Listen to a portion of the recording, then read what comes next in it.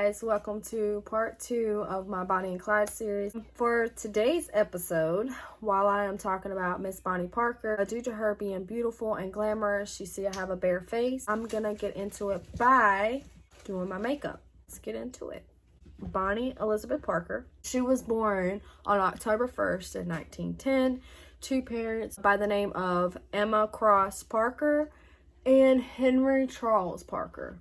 She was the third child for the couple, born in Roanna, Texas. She had some siblings that were born before her. In 1905, the Parkers welcomed a son by the name of Coley Parker, but he died as an infant, and it is believed that he died of SIDS. 1908, December 20th, the Parkers welcomed yet another son named Hubert Nicholas, also known as Buster Parker.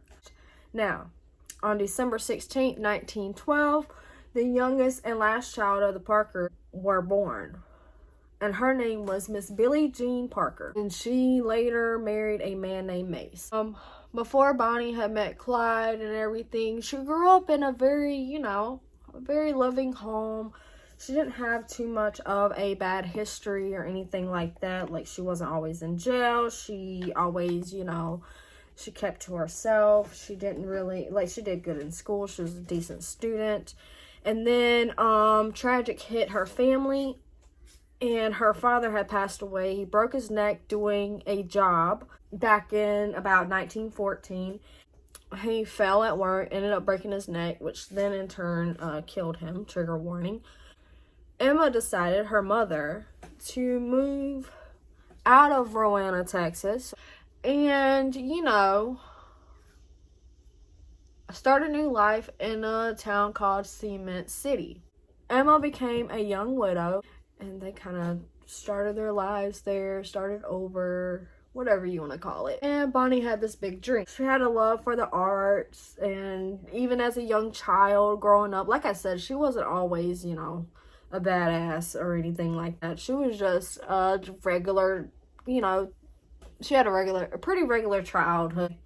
Nothing traumatic. Like, her father wasn't abusive, her mother wasn't abusive, her mother didn't tell her her dreams were silly or anything like that. She actually supported her very well in what she wanted to do, like every parent should. She didn't have a rough childhood. The only thing traumatic that happened in her life was, her dad passing. That's traumatic for any child. Having to be uprooted from what she knew all her life and what she grew up on, right?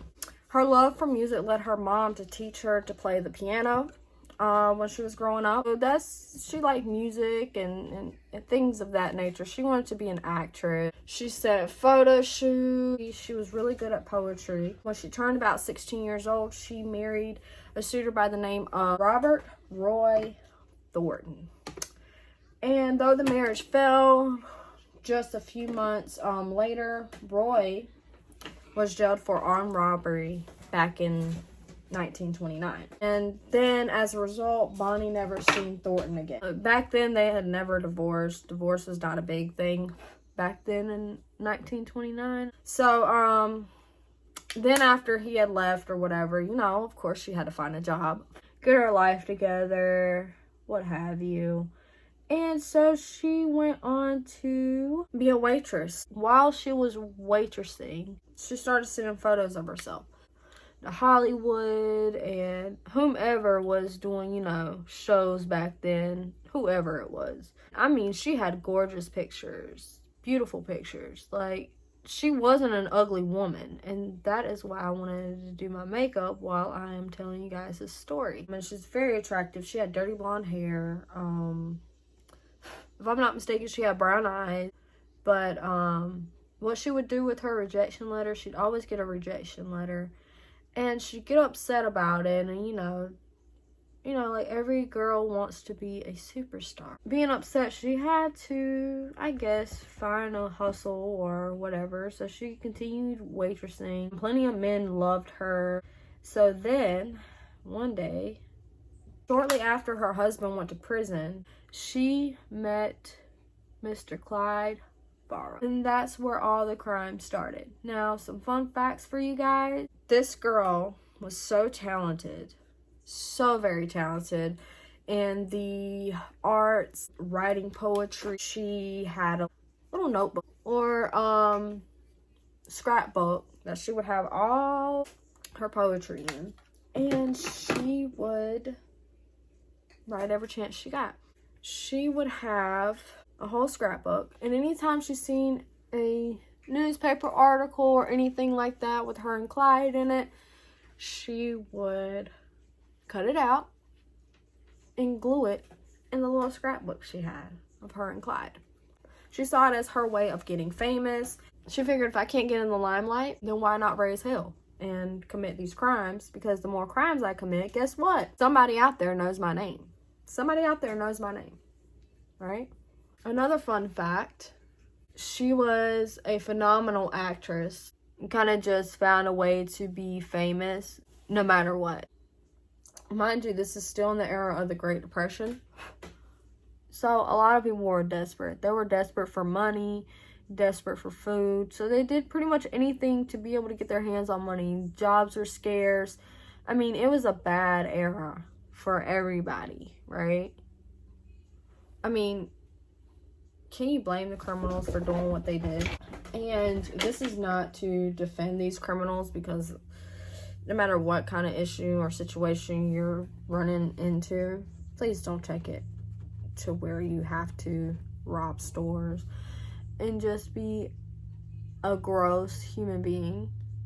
But at the end of the day, do you, boo? And my last final fun fact is gonna be, my daughter and Bonnie Parker both share a birthday. They were both born on October 1st, except different years. My youngest daughter is a little tough. She's small, like Bonnie herself, but she's tough. She's hilarious. She makes me laugh. She makes me cry. She does it all, okay? But I love her. I wouldn't trade her for anything in this world. But she drives me up the wall. That is part 2. I am going to have links posted in the description box below, so you guys can see for yourselves all the information that both me and my researcher have looked up. It's really hard to find a lot of things on Miss Bonnie Parker, simply because it seems like she was more private with her life. Her family was probably more private with their life.